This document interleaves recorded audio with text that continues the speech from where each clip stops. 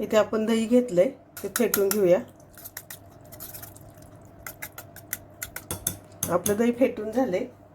त्यामध्ये किसलेली काकडी, एक हिरवी मिरची आणि कोथिंबीर, त्यामध्ये दाण्याचा कूट टाकूया आणि सगळं मिक्स करून घेऊ. शेंगदाणे छान खरपूस भाजायचे आणि त्याचा जरा थोडा जाडाभडा कूट करायचा आणि तो कोशिंबीरमध्ये टाकून बघा. खूप छान कोशिंबीर लागते खायला. त्यामध्ये अगदी थोडीशी साखर आणि चवीनुसार मीठ. कोशिंबीरमध्ये ना मीठ खाताना टाकायचं. आधी टाकलं ना तर ते दह्याला पाणी सुटतं आणि मग पाणी एकीकडं आणि आपली काकडी एकीकडं होते. आपली इथं मिक्स करून झाली छान.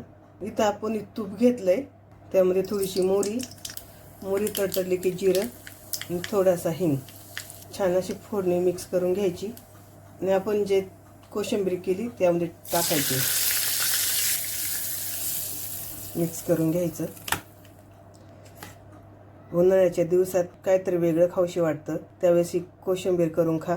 बिर्याणी किंवा पुलावबरोबर तर आपण खातोच.